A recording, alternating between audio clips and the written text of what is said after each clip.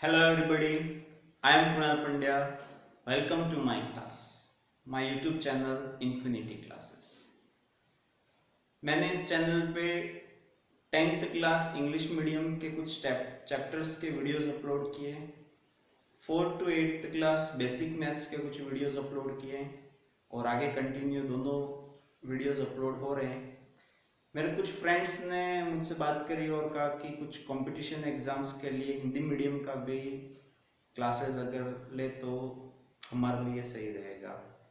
तो आज से हम हिंदी मीडियम बेसिक मैथ्स जो कंपटीशन एग्जाम्स में पूछे जाते हैं तो उन कॉमन चैप्टर्स को हम लेंगे, जिसमें फर्स्ट टॉपिक हम ले रहे हैं अनुपात समानुपात, रेशियो एंड प्रोपोर्शन।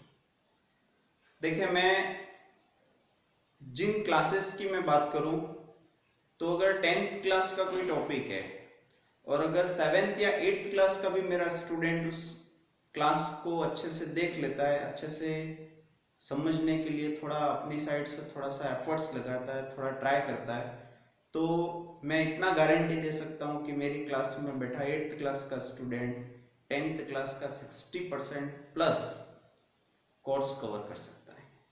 ऐसा लास्ट मेरे कुछ क्लासेस, इवन यूट्यूब क्लासेस में भी हुआ है कि मैंने 2 चैप्टर के वीडियोस अपलोड किए जिनके सॉल्यूशंस, बेसिक कॉन्सेप्ट्स मैंने यहाँ क्लास में दिए और 2013 से 2019 तक पूछे गए जितने भी बोर्ड एग्जाम के क्वेश्चंस हैं उन चैप्टर से रिलेटेड उन वीडियोस को भी मैंने अपलोड किया।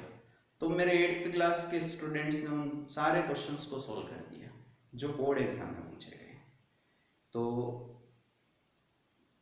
मैं वही हिंदी मीडियम में भी कोशिश करूंगा कि मुझे अच्छे से अच्छा रिजल्ट मिले, जो भी मेरी क्लास देखे उसको अच्छे से समझ में आए।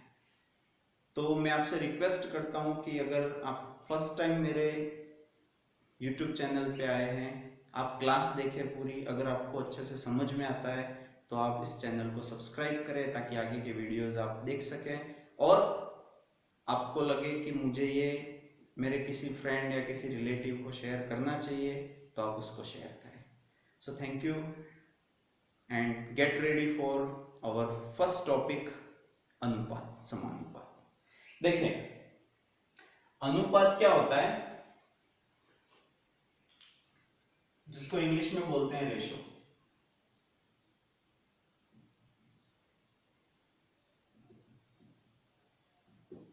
और समानुपात जिसको बोलते हैं हम प्रोपोर्शन। अनुपात कोई दो राशियां, कोई भी दो वैल्यूज, जैसे ए और बी, ये कोई वैल्यूज हैं, जैसे राम और श्याम, इनकी उम्र है या इनका वजन है या इनकी इनकम है, ये कितना कमाते हैं, या फिर इनकी हाइट कितनी है, इनकी लंबाई कितनी है, ऊंचाई, जो भी आप देखें, कोई भी 2 वैल्यूज हैं, 2 से ज्यादा भी हो सकती है। अगर आप इनका कंपैरिजन करें, आप इनकी क्या करें, तुलना करें, तो अगर आप इसकी तुलना कर रहे हो तो वो जो आप तुलना कर रहे हो वो कहलाता है उसका अनुपात। देखो, ये अनुपात हम जब पढ़ रहे हैं तो उस टाइम पे हम क्वेश्चन सॉल्व करते हैं और हमको ऐसा लग रहा है कि हम ये अनुपात पढ़ रहे हैं, लेकिन ये अनुपात आपके दैनिक जीवन में, डेली लाइफ में भी काम आता है। जैसे मैं चाय का बहुत शौकीन हूं, तो अगर आपको चाय बनानी है तो अगर आप 1 कप चाय बना रहे हैं, ध्यान से समझना इसको, 1 कप आप चाय बना रहे हैं तो उसके लिए आपको जितनी चीनी, शक्कर जितनी लेनी है, जितना टी पाउडर, चाय पत्ती आपको जितनी लेनी है, जितना दूध आपको लेना है या जितना पानी आपको लेना है, वही अगर आप इसको 2 कप चाय बनाने के लिए, 3 कप चाय बनाने के लिए इस तरह आप लेते हो, तो ये जो मात्रा है शक्कर की, टी पाउडर की, चाय पत्ती की, वो उस हिसाब से बढ़ती जाती है। और वो जैसे तैसे नहीं बढ़ जाती है, किसी अनुपात में, उसी अनुपात में बढ़ती है। जैसे आप चाशनी बनाते हैं, जैसे गुलाब जामुन बना रहे हैं या कुछ भी ऐसा कोई आइटम बना रहे हैं जिसमें आपको चाशनी की जरूरत है, शुगर सिरप जिसको बोलते हैं, तो उसके लिए भी आपको इतने लीटर पानी में इतने ग्राम शक्कर, या अपने घरों में अपन देखते हैं तो इतने लीटर पानी में हम इतने कप शक्कर डालते हैं, तो वो सब क्या है, अनुपात है। देखो बहुत सी क्लासेस में आपको बताया जाता है कि हमारे पास ये ट्रिक है, इस ट्रिक से हम सॉल्व करेंगे और हमें 10 सेकंड में आंसर मिल जाएगा। ऐसा होता है, बहुत सी ट्रिक्स ऐसी है मैथ्स में जिसमें आपको 10 सेकंड के अंदर आंसर मिल जाता है, लेकिन वो 10 सेकंड का आंसर आप ऑब्टेन करने के लायक तभी हो सकते हो जब उस टॉपिक को आप अच्छे से जानते हो, उसका बेसिक आपको पता है। जब तक उस टॉपिक को 100% आप जानते हो, उसके बाद अगर आप ट्रिक्स अप्लाई करते हो तो एग्जाम में कैसा भी क्वेश्चन आएगा आप उसको सॉल्व कर सकते हैं। और अगर उस चैप्टर के बेसिक कॉन्सेप्ट को बिना समझे अगर आप डायरेक्ट ट्रिक पे जाते हैं, बहुत से मेरे फ्रेंड्स भी हैं जो मुझे बोलते हैं कि हम यहाँ पर जाकर आ गए, जयपुर जाकर आ गए, अजमेर जाकर आ गए, लेकिन ये कोचिंग सेंटर पे जब हमको पढ़ाते हैं उस टाइम पे तो हमसे क्वेश्चन हो जाता है, हम 10 सेकंड में वो क्वेश्चन कर लेते हैं, और जब एग्जाम में उसी टॉपिक से दूसरा क्वेश्चन आ जाता है तो हमसे नहीं हो पाता है। तो उसका रीजन यही है कि हमने उस टॉपिक को पूरा नहीं पढ़ा, सिर्फ हमने ट्रिक्स देख ली तो ट्रिक से क्या होगा, ट्रिक तभी वर्क करेगी जब आपको पहचान होगी कि ये सवाल इस टाइप का है, और वो पहचान आप तभी कर पाओगे जब आपने उस पूरे कॉन्सेप्ट को अच्छे से समझा है। तो हम अपने किचन से स्टार्ट करते हैं। अनुपात यहाँ पर चलता है, जहां पे आपको चाय बनानी है तो 3 कप चाय बनानी है तो आप कितना कप दूध लोगे, उसके हिसाब से उसमें कितना पानी आप रख सकते हो, कितने चम्मच आपको उसमें शक्कर डालनी है, तो ये सब किस पे चलता है, अनुपात पे। बता रही है समझ में आपको। आगे देखें तो ये कोई भी दो राशियां है, इन दोनों राशियों को अगर आप तुलना करते हैं तो तुलना करने पे जो आपको मान मिलेगा वो है उसका अनुपात। लेकिन आपको एक चीज और ध्यान रखनी है, जब आप इनकी तुलना करते हैं तो उस टाइम पे आपको ये ध्यान रखना है कि उनकी जो इकाइयां हैं, इकाई जैसे राम की उम्र, तो राम की उम्र किस में होगी, वर्ष में, तो आपको शाम की उम्र भी किस में लेनी है, वर्ष में ही लेनी है। राम की उम्र आपने वर्ष में ली, ईयर्स में। मेरा थोड़ा हिंदी राइटिंग में प्रॉब्लम है क्योंकि लास्ट 13-14 ईयर्स से मैं इंग्लिश मीडियम स्कूल में पढ़ा रहा हूँ, तो हिंदी थोड़ा सा टच में कम है, तो आप उस पे नहीं जाए हैंड राइटिंग पे, या कुछ वर्ड्स हो सकता है इधर उधर हो जाए, मात्रा का इधर उधर, तो मैं उसको इंग्लिश में भी आपको बता दूंगा, आपको अच्छे से समझ में आ जाएगा। तो ये वर्ष में, और शाम की उम्र अगर आप महीने में ले रहे, मंथ्स में ले रहे हैं जैसे, तो फिर इसका आप अनुपात ज्ञात नहीं कर सकते। आपको क्या करना पड़ेगा, दोनों का अनुपात ज्ञात करने के लिए या तो दोनों को वर्ष में लें या फिर दोनों को किस में लें, महीने में। तो इस टाइप के बेसिक क्वेश्चंस भी कभी कभी एग्जाम में पूछ जाते हैं कि इन दोनों राशियों का अनुपात ज्ञात करें। तो हम तुलना कर रहे हैं, तुलना करने पे जो हमको मिलेगा वो क्या है, अनुपात। दूसरी बात, तुलना जब कर रहे हैं उसमें आपको क्या ध्यान रखना है, दोनों की इकाइयां, यूनिट्स, इकाई को इंग्लिश में बोलते हैं यूनिट, इकाइयां, इनकी इकाइयां क्या होनी चाहिए, सेम। जैसे ये वर्ष में, ये भी वर्ष में होना चाहिए, ये महीनों में, ये भी महीनों में होना चाहिए। अगर आप यहाँ पे समय के बारे में, टाइम के बारे में सोच रहे हो, तो अगर जैसे ये वर्ष महीना जो है उसमें ही अगर हम आगे जाएं, जैसे ये आवर्स में, घंटों में, तो ये भी आवर्स में होना चाहिए, घंटों में होना चाहिए। ये मिनट्स में, ये भी मिनट्स में। ये सप्ताह है तो ये भी सप्ताह, वीक्स में होना चाहिए। ये आपको ध्यान रखना है। मैन, इसका इकाई। जैसे हम लंबाई की बात करें, 1 किलोमीटर में, तो दूसरा भी किस में होना चाहिए, किलोमीटर में। 1 मीटर में, तो दूसरा भी किस में होना चाहिए, मीटर में। अगर नहीं है तो आपको उनको कन्वर्ट करना है। 1 किलोमीटर 1000 मीटर होता है, तो उसके हिसाब से उसको आप चेंज कर सकते हैं। नेक्स्ट, जब आप अनुपात ज्ञात कर रहे हैं तो वो अनुपात स्टैंडर्ड फॉर्म में होता है। अनुपात किसमें होगा, स्टैंडर्ड फॉर्म। स्टैंडर्ड फॉर्म मतलब उसके मानक रूप में आएगा। जैसे ए का मान आपको दे रखा है 40, सोचो, और बी का मान आपको दे रखा है 60, और आपको ज्ञात करना है a अनुपात b। ये जो मैंने यहाँ चिन्ह यूज में लिया, ये जो साइन है वो अनुपात का है, a अनुपात b। इंग्लिश में इसको पढ़ते हैं a:b। तो यहाँ पे a का मान 40 है और b का मान कितना है, 60 है। जब हम अनुपात ज्ञात करेंगे a अनुपात b 40 अनुपात 60, और अगर आप यहाँ पे 40 अनुपात 60 लिख कर आ गए तो वो गलत है, क्योंकि यहाँ 40 और 60 स्टैंडर्ड फॉर्म में नहीं है, ये इसके मानक रूप में नहीं है। इसका मानक रूप का मतलब 40 और 60 की जगह ऐसी संख्याएं होनी चाहिए जो अभाज्य संख्या है, मींस ये को-प्राइम्स होनी चाहिए, मतलब ये ऐसी संख्याएं होनी चाहिए जो किसी भी कॉमन नंबर से डिविजिबल नहीं हो, मतलब ऐसी संख्या होनी चाहिए जो किसी भी उभयनिष्ठ संख्या से उन दोनों में भाग नहीं जाए, बस इतना ध्यान रखना है। तो देखो 40 और 60 दोनों में 10 का भाग जा रहा है, तो इनको 10 से हम भाग लगाएंगे, तो ये कितना हो गया 4 और ये कितना हो गया 6। अब आगे देखेंगे 4 और 6 ये दोनों किससे भाज्य है, इन दोनों को हम क्या किसी उभयनिष्ठ संख्या, किसी कॉमन संख्या से हम इसको भाग लगा सकते हैं। तो आप देखें 4 और 6 2 का भाग जा रहा है दोनों में, 2 के पहाड़े में दोनों आ रहे हैं, तो 4 2 बार होगा और 6 कितनी बार होगा 3 बार। तो ये होता है इसका स्टैंडर्ड फॉर्म। आगे आप देखोगे तो 2 और 3 किसी से भी भाज्य नहीं है, एक के अलावा दोनों एक की टेबल में आएंगे, एक के पहाड़े में दोनों आएंगे, ये 2 बार आएगा ये 3 बार आएगा, लेकिन एक को छोड़कर नहीं हो रहा है, मींस ये इसका क्या है स्टैंडर्ड फॉर्म। तो जब आप अनुपात ज्ञात कर रहे हो तो अनुपात किस फॉर्म में आना चाहिए। तो सिंपल अगर हम बेसिक बात करें अनुपात की, तो अनुपात क्या है, दो राशियों की तुलना करना। दोनों राशियों की तुलना करते वक्त क्या ध्यान रखना है, उनकी इकाइयां सेम होनी चाहिए, यूनिट सेम होनी चाहिए। एक मीटर में दूसरा भी मीटर होना चाहिए, किलोमीटर है दूसरा भी किलोमीटर, एक वर्ष है दूसरा भी वर्ष, महीना है तो महीना। वजन की बात कर रहे हैं, किलोग्राम है किलोग्राम, ग्राम है तो ग्राम, मिलीग्राम है तो मिलीग्राम। इस तरह से उनकी यूनिट क्या होनी चाहिए सेम, तब जाके हम उनकी तुलना कर पाएंगे और हम अनुपात ज्ञात कर पाएंगे।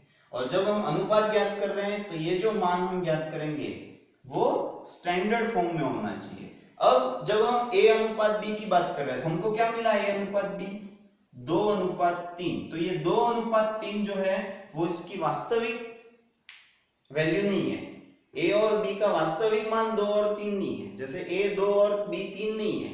जब a 2 होगा तो b कितना होगा 3। तो a और b की जो एक्चुअल वैल्यूज है, वास्तविक मान है, वो हमको कैसे मिलेंगे, इनके वास्तविक मान क्या है 40 और 60। तो जब इनके वास्तविक मान की हम बात करेंगे तो वो वास्तविक मान 2 और 3 नहीं है, 2 और 3 तो क्या है अनुपात में, इनके वास्तविक मान क्या है 40 और 60। तो यहां से 40 और 60 कैसे मिलेगा, देखो इन दोनों वैल्यू को हम किससे गुणा करें 20 से। a और b का जो हमको अनुपात मिला है 2 अनुपात 3, उसको हमने किससे गुणा किया 20 से। तो 20 का गुणा 2 के साथ करोगे तो क्या मिलेगा 40, 20 का गुणा 3 के साथ करोगे तो क्या मिलेगा 60। तो यहाँ पे एक और कॉन्सेप्ट आया आपके सामने, क्या आया कि जो अनुपात अपने पास होता है वो अनुपात उसकी एक्चुअल वैल्यू नहीं है। कभी हो भी सकता है जैसे a और b के मान 4 और 5 है, तो जब हम अनुपात ज्ञात करेंगे तो वो 4 अनुपात 5 ही होगा, क्योंकि ये आगे विभाज्य नहीं है। तो उस केस में a का मान 4 और b का मान 5 वही रहा, लेकिन यहां पर a और b के मान 2 और 3 नहीं है, और b के मान तो क्या है 40 और 60। मतलब इसको किसी कांस्टेंट से, किसी स्थिरांक से हम क्या करेंगे गुणा करेंगे, तो आपको क्या मिलेगा a और b के मान। तो जब हम इसको 20 से गुणा करेंगे तो आपको क्या मिलेगा 40 और 60। जब इसको आप 2 से गुणा करोगे तो आपको क्या मिलेगा 4 और 6। जब आप इसको 10 से गुणा करोगे तो आपको क्या मिलेगा 20 और 30। तो 40 और 60, 20 और 30, 2 से गुणा किया जैसे तो 4 और 6, 3 से गुणा करेंगे तो क्या मिलेगा 6 और 9। इन सभी का आप अनुपात देखोगे तो यही मिलेगा क्या 2 अनुपात 3। तो 2:3 इसका स्टैंडर्ड फॉर्म मिला। अब ये इसके वास्तविक मान उसको किसी स्थिरांक से गुणा करने पे आपको मिल सकते हैं। तो ये हुआ अनुपात का बेसिक कॉन्सेप्ट। अब आगे हम देखेंगे, अगर हम a और b के मान को किसी कॉमन नंबर से गुणा करते हैं तो उनको क्या मिला, देखो जैसे 2 से गुणा किया, 3 से गुणा किया, 4 से गुणा किया, ये सारी वैल्यूज मिल रही है। अब इन सभी का जब आप स्टैंडर्ड फॉर्म ऑब्टेन करोगे वापस यही मिलेगा। इसका मतलब क्या हुआ, अनुपात को किसी कॉमन संख्या से गुणा करने पे कोई परिवर्तन नहीं होता है, कोई चेंज नहीं होता है। उसी तरह से भाग देने पर भी कुछ भी नहीं होगा। जैसे ये 40:60 है, अब इसको हमने 10 से भाग लगाया, क्या मिला 4:6, और हमने इसको किससे भाग लगाया 2 से, क्या मिला 2:3। तो ये मान सब क्या होंगे, इक्विवेलेंट होंगे, तुल्य होंगे, मतलब ये आपस में क्या होंगे, सेम। इन सब के जब आप स्टैंडर्ड फॉर्म देखोगे तो आपको सेम मिलेंगे। ये 40:60 है, इसको भी आप किसी संख्या से गुणा कर दो तो जो मान आएगा जब आप उसका स्टैंडर्ड फॉर्म ऑब्टेन करोगे तो वो 2:3 ही होगा। मतलब किसी अनुपात को किसी स्थिरांक से गुणा करने पे या किसी स्थिरांक से भाग लगाने पे कोई फर्क नहीं पड़ता, वो एज इट इज रहता है। तो आपको यहां तक समझ में आ गया हो तो हम आगे बढ़ते हैं। और अगर कोई डाउट है तो आप मुझे मेरे व्हाट्सएप नंबर पे पूछ सकते हैं। मैं अपना व्हाट्सएप नंबर अपने डिस्क्रिप्शन बॉक्स में दे रहा हूं, आप वहां से मुझसे कांटेक्ट कर सकते हैं। यहां तक देख ले, कोई प्रॉब्लम हो तो, नहीं तो फिर हम आगे बढ़ते हैं।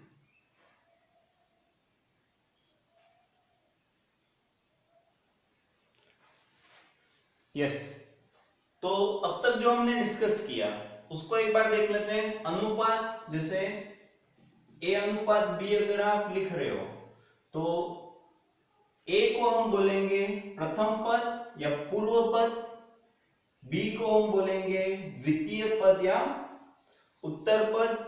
ये आपको ध्यान रखना है, कौन से पद को क्या कहते हैं, प्रथम पद, द्वितीय, पूर्व और उत्तर। आ गया समझ में। ये जो चिन्ह है ये किसका है, अनुपात का। उसके बाद आपको क्या ध्यान रखना है, a और b की जब हम तुलना कर रहे हैं तब इनकी इकाइयां क्या होनी चाहिए, यूनिट्स क्या होनी चाहिए, सेम, जैसे हमने अभी डिस्कस किया।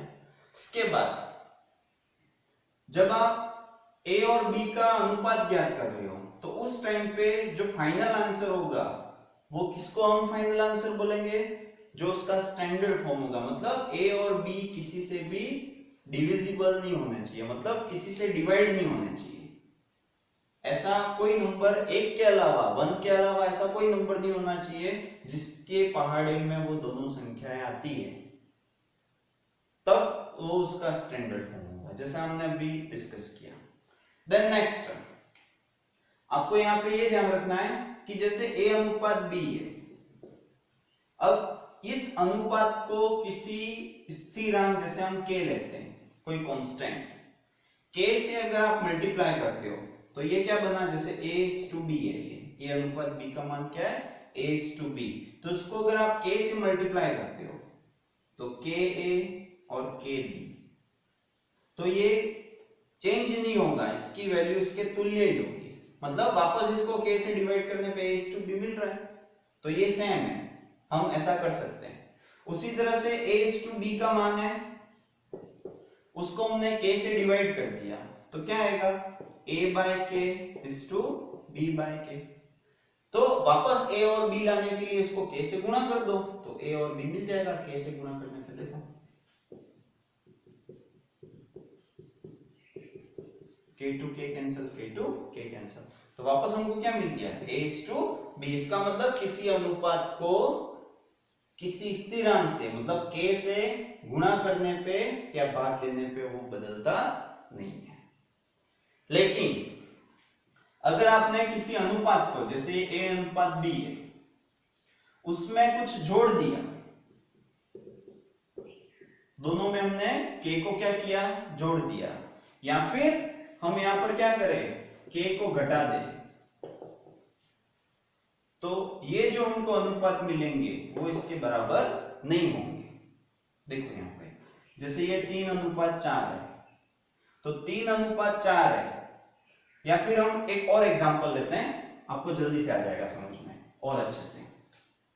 जैसे ये अनुपात है 1:2, सीधी सी बात, 1 है वो क्या है दूध और 2 है वो क्या है पानी। हम चाय बना रहे हैं, सोचो, तो 1 कप दूध में 2 कप पानी ले रहे हैं, या फिर ऐसा सोचे 1 कप पानी ले रहे हैं और 2 कप क्या ले रहे हैं दूध। तो हम एक चीज क्या ले रहे हैं दूसरे की दुगुनी। देखो यहाँ पे 1:2 है। अब इसमें हमने एक एक जोड़ दिया, जैसे इसमें 1 जोड़ दिया और इसमें भी 1 जोड़ दिया, तो ये क्या हो गया 2 और ये क्या हो गया 3। अब जो कॉन्सेप्ट हम लेके चल रहे थे 1:2 का, क्या वो यहाँ पे मिलेगा? 1 है तो ये इसका डबल हो रहा है, 2 है तो ये कितना होना चाहिए 4 होना चाहिए। ये 2 के साथ क्या आ रहा है 3 आ रहा है, इसका मतलब ये इसके हिसाब से नहीं है। बात आ रही है समझ में? तो जोड़ने पे और घटाने पे अनुपात बदल जाता है, गुणा करने पे और भाग देने पे अनुपात बदलता नहीं है। इसका एग्जांपल देख रहे हैं, जैसे ये 2:3 है, इसको हमने 2 से गुणा कर दिया, क्या आया 4:6। अब ये 4:6, जब ये 2 कप है तो ये 3 कप है, जब ये 4 है तो ये 6 है, हिसाब मिल रहा है अपना। उसी अनुपात में हम आगे बढ़ रहे हैं। वही अपने पास अनुपात जैसे है 8:12, अब इसको अगर आप 2 से भाग दे दें ये क्या होगा 4:6, और 2 से भाग दोगे क्या मिलेगा 2:3। मतलब भाग देने पे या गुणा करने पे अनुपात बदलता नहीं है, जोड़ने पे और घटाने पे अनुपात बदल जाता है। उसी तरह से अगर कोई अनुपात है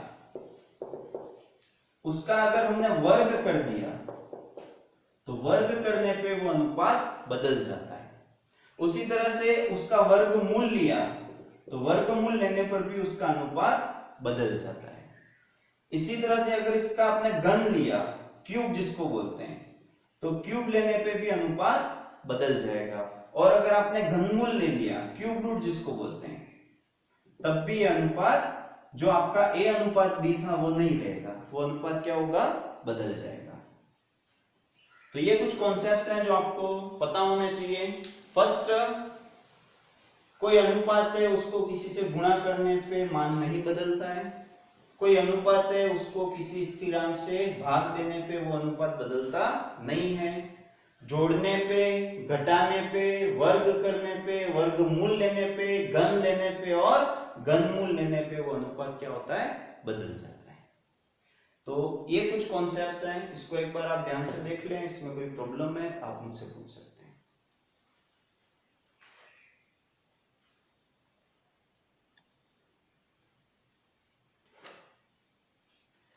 यस, नेक्स्ट है अनुपातों के प्रकार, टाइप्स ऑफ रेशियो। तो फर्स्ट हम डिस्कस करेंगे उसमें संयुक्त अनुपात।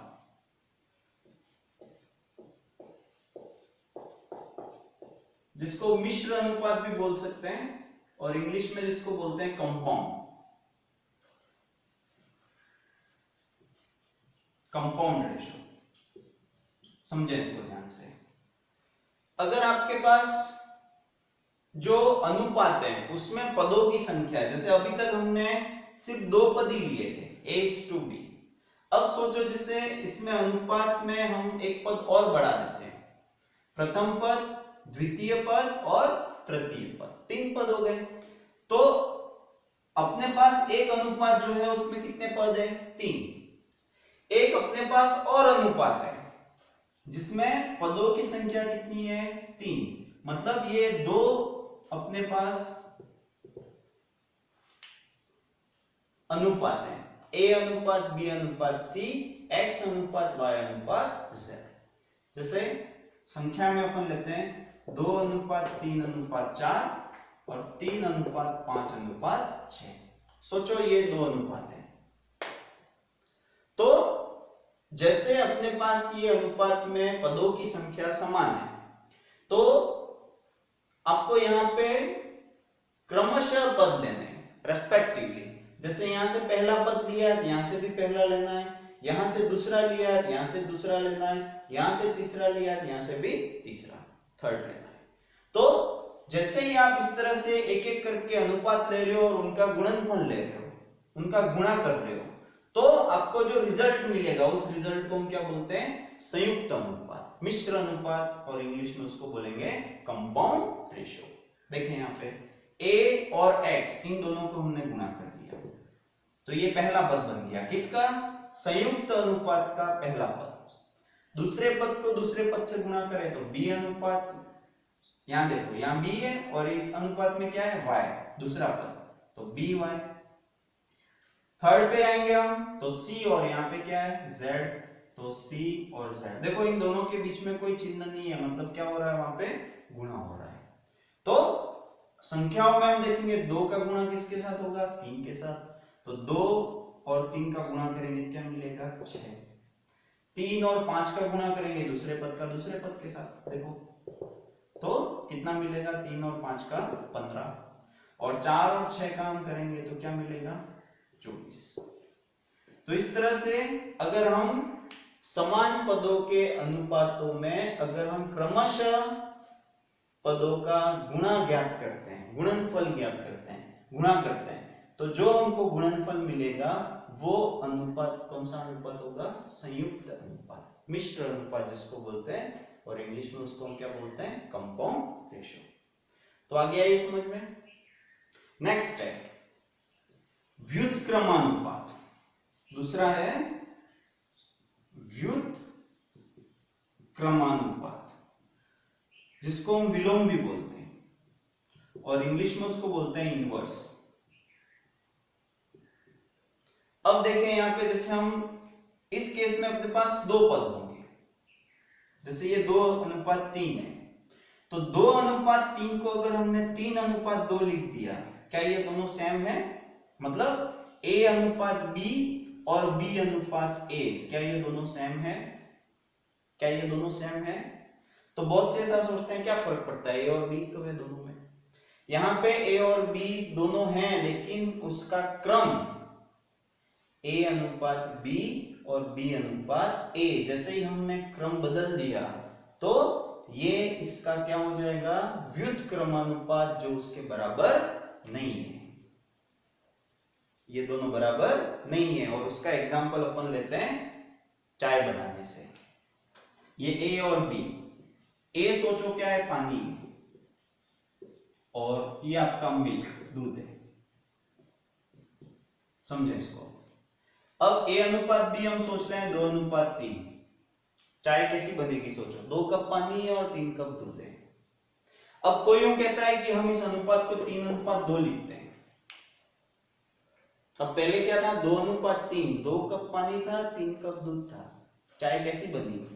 और अब हमने क्या किया, 3 कप पानी ले लिया और 2 कप दूध ले लिया, तो चाय कैसी बनेगी। क्या दोनों केस में चाय सेम होगी, नहीं होगी। क्यों नहीं होगी, क्योंकि यहाँ पे दूध ज्यादा है और यहाँ पे पानी ज्यादा है।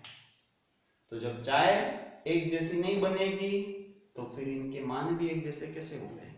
इसका मतलब यहाँ पे आपको यह ध्यान रखना है, जब हम क्रम बदल देते हैं, 2:3 को 3:2 लिख देते हैं, तो वो दोनों बराबर नहीं होते हैं, लेकिन ये एक दूसरे के क्या है, व्युत्क्रमानुपात। क्या है ये, एक दूसरे के व्युत्क्रमानुपात, जिसको हम विलोम अनुपात भी बोलते हैं। आगे आइए समझ में। कोई डाउट होता आप मुझसे डायरेक्ट पूछ सकते हैं, नोट करें इसको, फिर हम नेक्स्ट देखते हैं।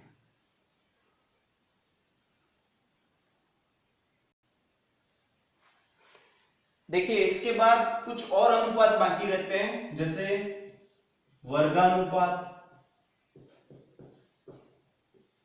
वर्गमूलानुपात, घनानुपात